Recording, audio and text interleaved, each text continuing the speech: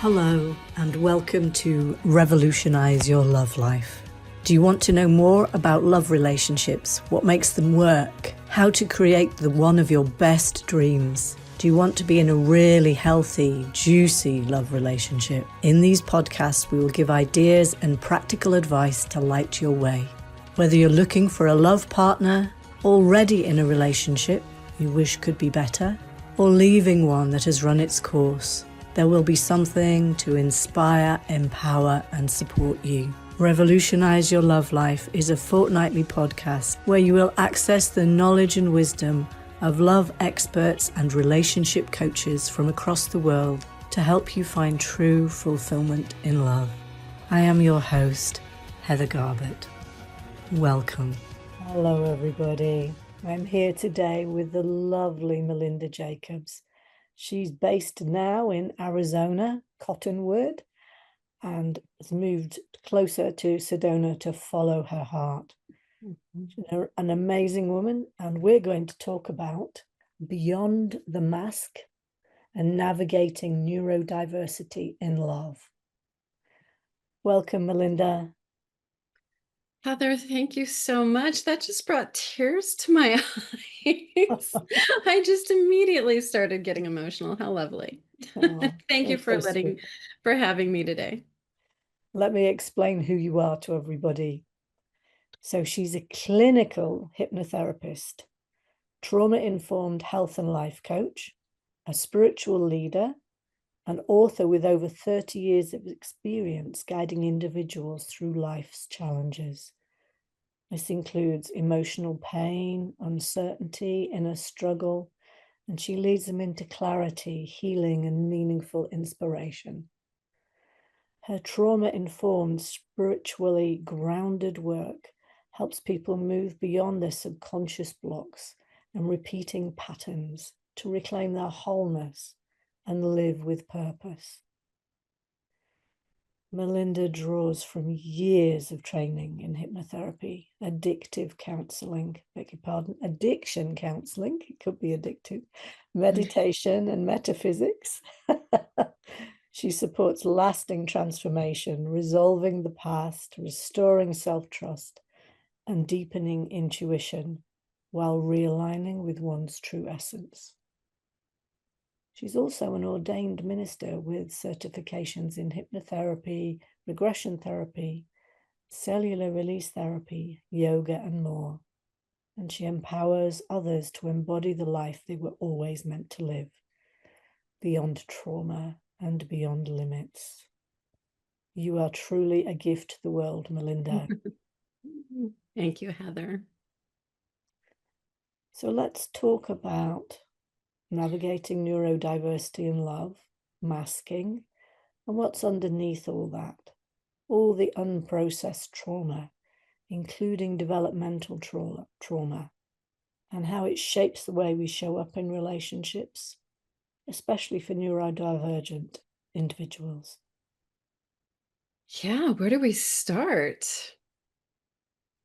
How about how I found out that I was autistic?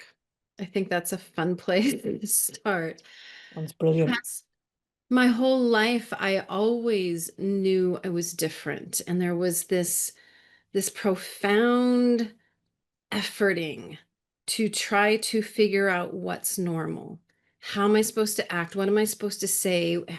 Just constantly scanning the room and watching everyone else and mirroring and mimicking what they're doing because they seem like they're okay and they seem like they fit in. And if I could mirror that, then I'm going to be okay. And so my whole life was that. And then there's all these other clusters of things and struggles and hypersensitivity and high intelligence and seeing into dimensional spaces that really never came together like the puzzle pieces. It's interesting that the autism logo is the puzzle piece, right? Mm. So there's all these different aspects. And my daughter, a tattoo artist, was tattooing someone who was going to a private school in Denver for psychology. And my daughter at the time had shaved her head. And they were having a conversation about that, and the client asked, why did you shave your head? And my daughter's response would be mine as well, because I abhor the feeling of hair on my face. And so that just brought in all this curiosity. It's like, oh, have you ever considered that maybe you're on the spectrum? And so through the conversation, this client gave my daughter an online test. And as I was hearing that, I thought, can can I have that test? Can I see that? And so I took this test, and it really looked, the questions were like, well, that's just trauma. Like, those are the same symptoms that would come out of growing up in a trauma environment, which I did. And so I'm like, all right. And then I took the test again, more through the lens of, well, I'm highly sensitive. I'm an empath. I can feel my environment. I can feel trees and feel whether they're happy or not. And I got the same score. And so I took this test multiple times, trying to do it from different angles of my life. And it took me down a rabbit hole. And then I got to this one test about masking. And this is where my heart broke, because on a scale of 25 to 175, I scored a 169. I am that good at hiding all my autistic type signs, signals, giveaways. And I realized in that moment, Heather, that I had no idea who I was without the mask. And I really look back at my own personal history of relationships. And, it's a bit of a dumpster fire. It's just a row of ongoing struggle and trauma and frustration and meltdowns with no context as to what was happening for me. And it was only in my last relationship, who he too was on the spectrum. He was dyslexic. And I was starting to have more and more meltdowns, and he's like, what's going on? Like, he was curious. For the first time, I was with someone who was curious about what that was about and why this was coming up. And so I went through more and more online tests, and I finally, for my own satisfaction, went through the formal diagnosis process with someone who's a diagnostician, and did all of that. And, ultimately, in that moment of receiving my diagnosis of level 1 autism, ADHD, also high anxiety, depression disorder, eating disorder, and also, just all of these things, that's where all the puzzle pieces fell in place. And I'm like, oh, all that randomness came together under one definition that changed my life in an instant, and at the same time didn't change anything. Everything changed and nothing changed. Mm. So there's my Mm. story. It's very beautiful. So, mm, from that, if you look back and you look at other people that you've worked with, what are some of the common relational patterns you see with people who've experienced trauma, who are neurodivergent? What are you noticing? There is such a dysfunctional, people pleasing, trying to accommodate everyone else with complete disregard. And actually, it's not just disregard, it's almost an absence of knowing what I, the individual, need in the moment, because I'm so busy trying to make sure that they're happy and they're okay and everything is in order and everything is in place. And all the while, without realizing I was doing that, I'm also creating more and more internal tension and stress. And so then becomes the patterns of miscommunication, the tension struggles that can come into a relationship because now the nervous system's getting dysregulated and I'm trying not to have meltdowns.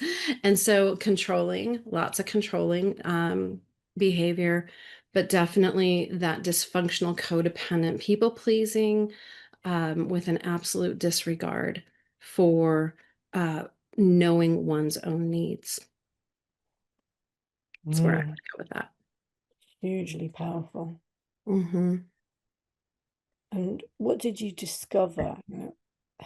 How can our partners better understand and support, or support each other when neurodiversity is present in the relationship? What would be good to be and do? Practice grace, first and foremost.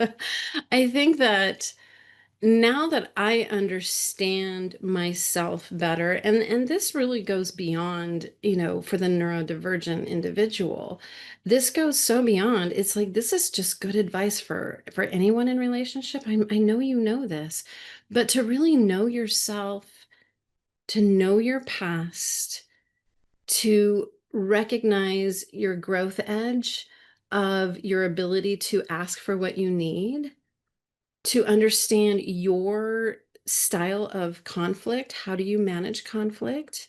And for me, I can't speak for neurodivergent people because we're all so different. Mm. How autism shows up for me is going to be completely different for every other individual with autism. And so it's it's really about being patient, being kind. And for me, what really touched my heart in the last relationship that I had was that curiosity piece. What's Mm. going on? And he actually genuinely wanted to educate himself.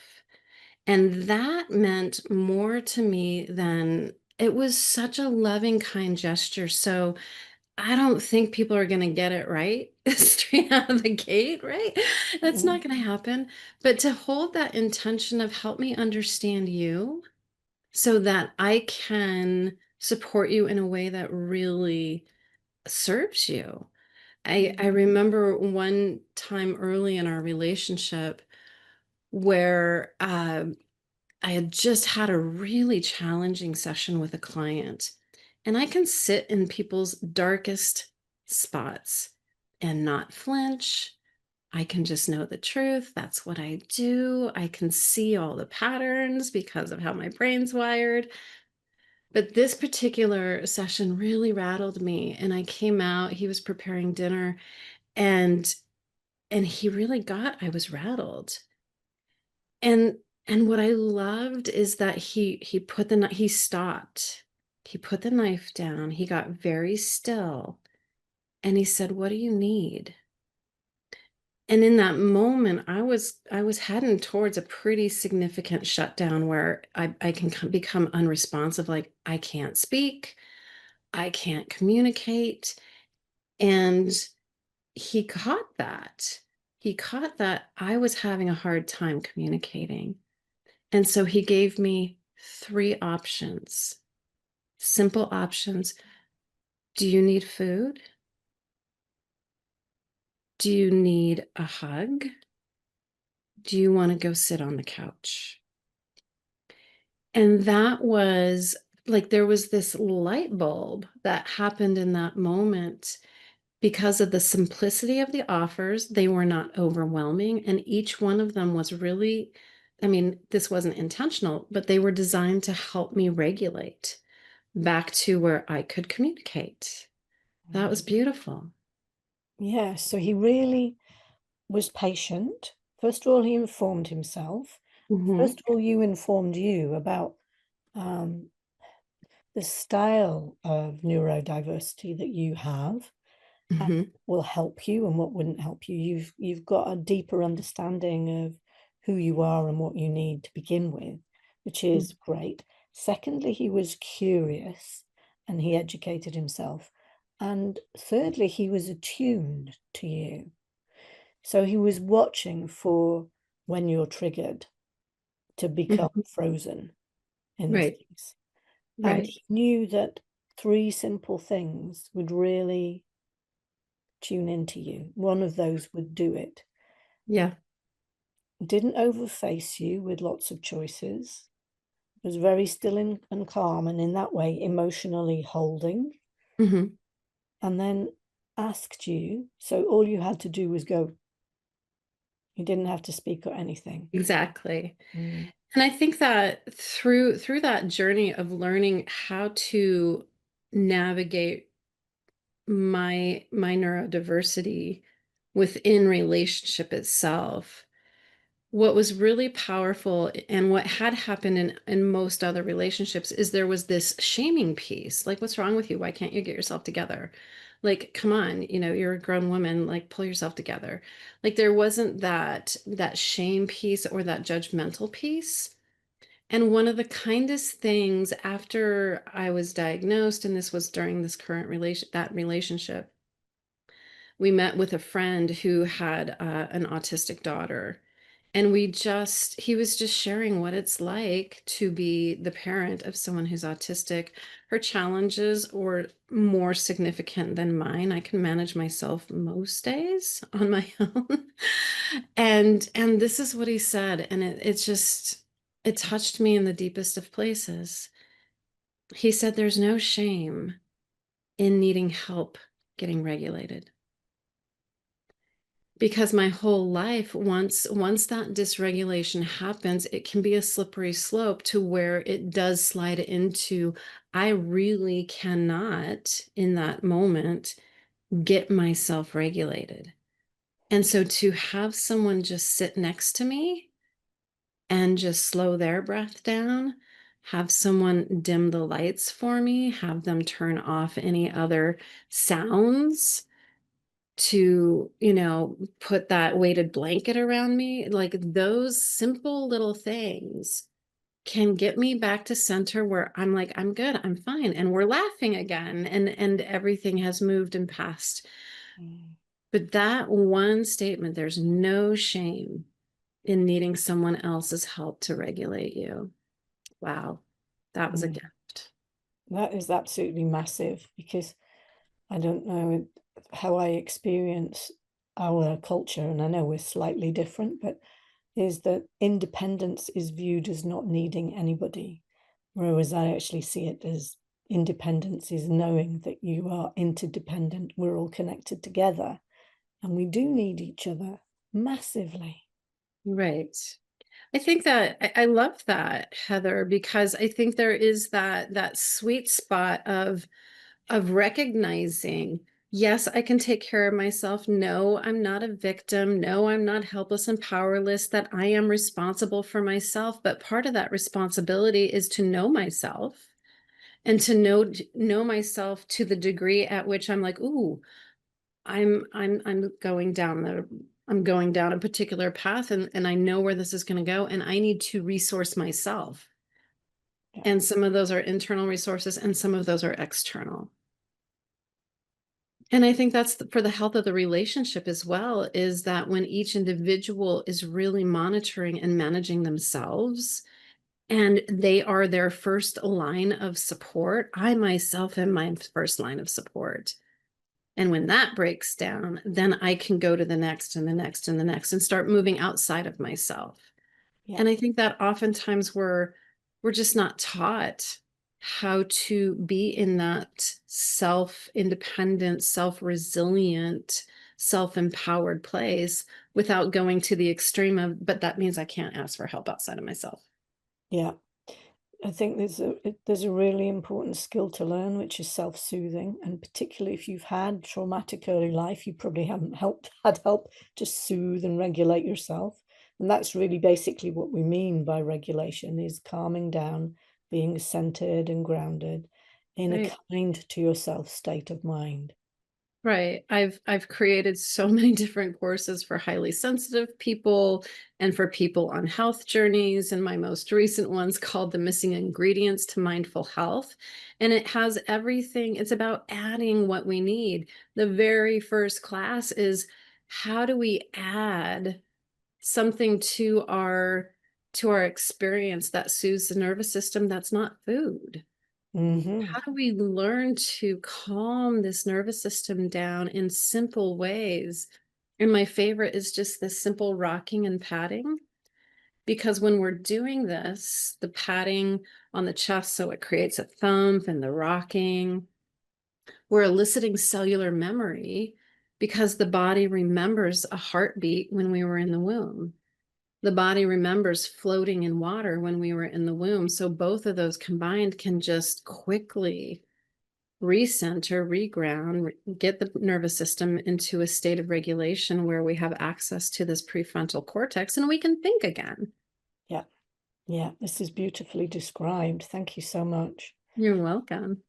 I wonder if we can just develop a little bit on this, that we've talked about neurodiversity, and you and I have talked about it as a form of developmental trauma. Could you just expand a little bit more on that so that that's in the picture too? I remember sitting down with my diagnostician. It was on Zoom, and going over the results.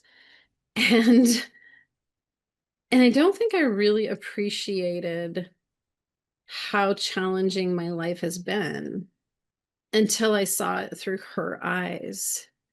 She said, being neurodivergent in and of itself, in a world that's not built for people to be neurodivergent, that in and of itself is traumatic. You know, people, especially women, because, and this is why so many women are going under the radar and undiagnosed, is because we have a deeper need for community and fitting in. And so we will mask more than men generally would. And so a lot of people slip under the radar and are diagnosed late in life. And she was talking about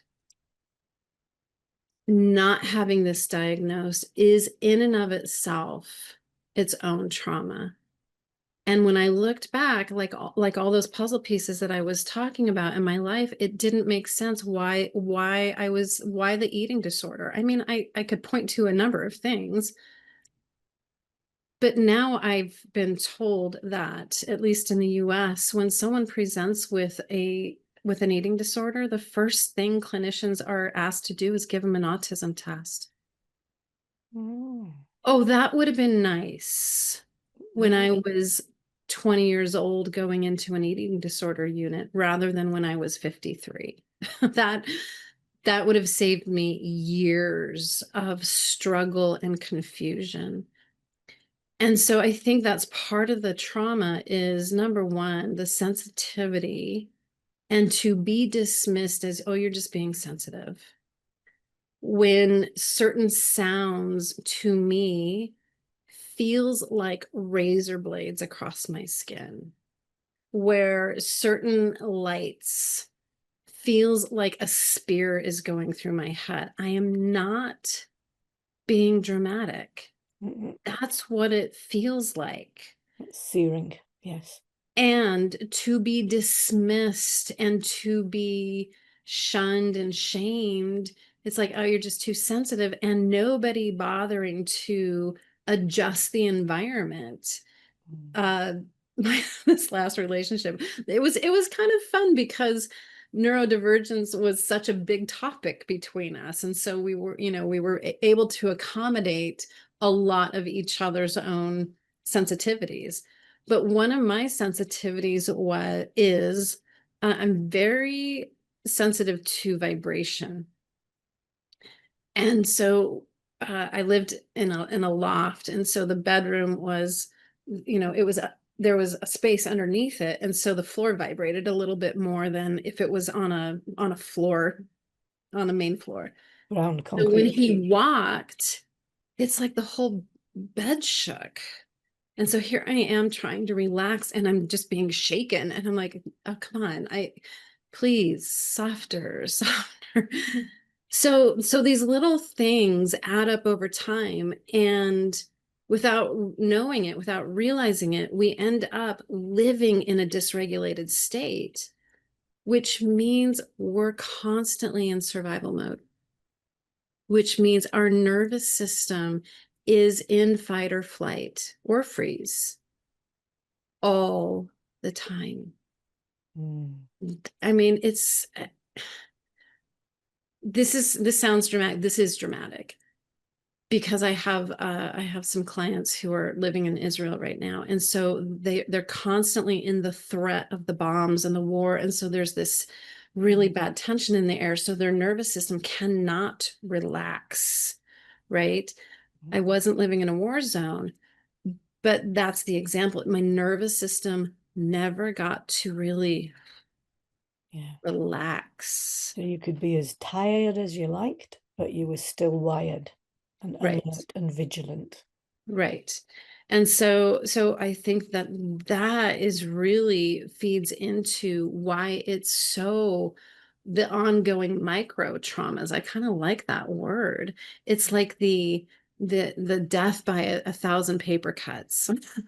It's just at some point the nervous system just gives out.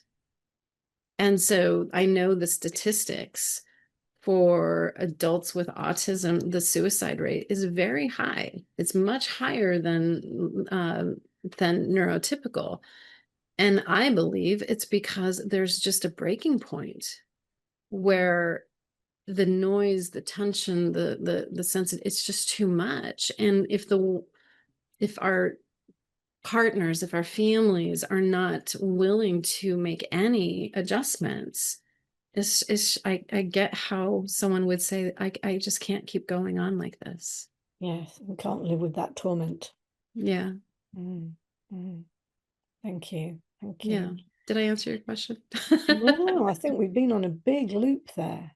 I suppose I'm looking at the trauma because there are questions. Years ago, I did some training and they said neurodiversity is a thing in of itself and it's not about traumas. I don't believe that. No. I can tell you I do not agree. No. Do you think in some ways that the neurodiversity develops as a consequence of traumas?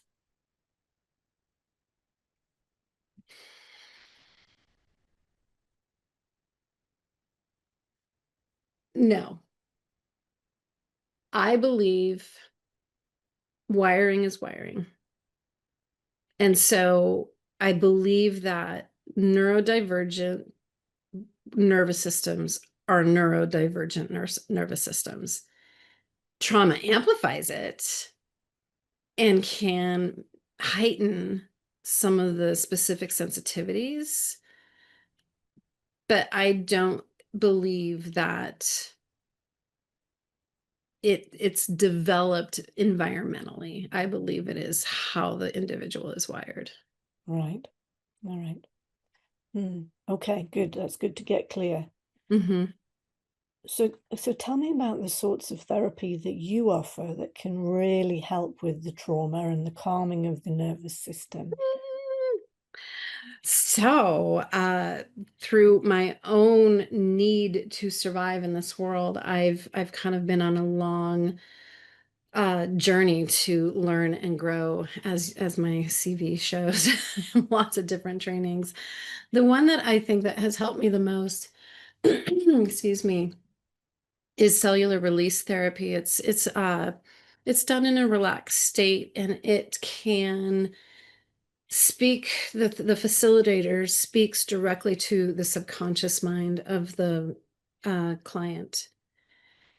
And what I love about this process is that the person does not have to be in the feeling state, in the memory of, in order for this to work. I also love this process because it really takes into account the depth of trauma that we hold cellularly.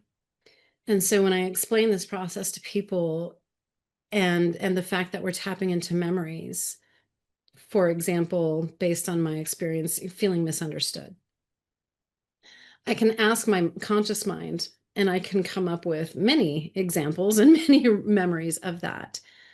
But cellularly, I am holding generational memory from my ancestors. Epigenetics shows that trauma is passed down through the DNA coding. And so there is information right here within my own being that's not of my own experience.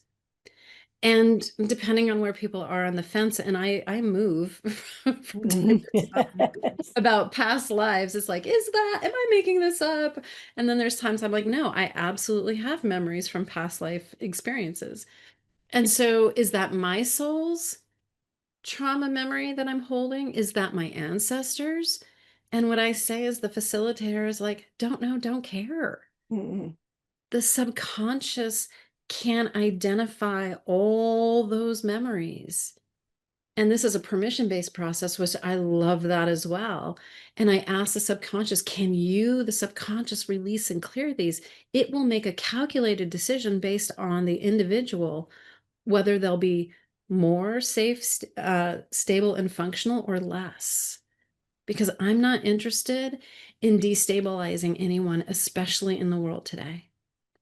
And I see it happening a lot with hypnosis, and it just makes my skin crawl a little bit when people say, oh yeah, I quit smoking 1 hour and I stopped smoking. And I'm like, how much weight have you gained since? How's your spending habits? How much time are you spending online now? Like, where did that habit go to? Because it's going to transfer in some way. And with cellular release therapy, we really go to the cause. We ask the subconscious, where did this go? And we ask the subconscious, can you release and clear it? We're not just going to rip away what I consider a skill set that's keeping the person safe, stable, and functional at this level. Because if you rip away the whoopee, the house of cards will fall and the weight will come on, Yeah. or the spending will go out of control. It will squirt out the sides somehow, some way. Yes, it So will that's come into probably one of another, my favorite. sorry, it will come into another addiction. Absolutely. Yeah. Transfer of addiction. That's brilliant. So for somebody who's feeling stuck in relationships right now, in repeating relationship dynamics, maybe inside themselves and externally, despite doing all the inner work, all the therapy they've done, what would you suggest as a first step? I think really looking at the messages that we give ourselves and to really recognize that even though in the past someone may have said, what's wrong with you, Melinda? I probably have repeated that to myself 1,000 times over. There's something wrong with me. And so I think that gentle, kind, compassionate exploration of what messages am I telling myself about this, or about my lovability, or my ability to even have a healthy relationship. So that gentle exploration of those messages and start telling yourself something different. I am lovable no matter what. We all have our own individual needs. Mine are just as important as anyone else's. I deserve to be seen, things like that, to just begin to shift and change that inner dialogue is really important. And then to be curious about what's a healthier way to communicate, what's a healthier way to meet my needs, what are other ways to soothe my nervous system, come up with a menu of things that help bring you back to center. And to really recognize that all the effort that you've done to get yourself where you're at was worth it. And just because there's more work to be done doesn't mean you're a failure. So again, there's that messaging, right? Absolutely. It means you're equipped to do the next bit. Right. And just like the universe, I love to look to nature. I'm looking out my window because I have nature outside my window.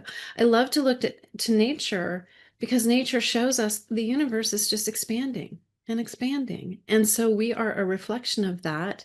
And so I am a constant work in progress, and I am just expanding and expanding and expanding. So this idea that there's some magical end to all of this, that I'm going to get to the finish line, is ridiculous. Mm. That's why I like that term growth edge. It's like, here's where I am in my growth edge. And I'm ready to just kind of nudge myself and encourage myself and love myself into my next greater expression. Is it going to still be a little messy? Oh, yeah. I have autism. It's going to be messy. So that's what I would recommend. That's lovely. And can you share with us where people can find you? I'll put everything in the show notes, and perhaps you could also give us some places to go for good assessments.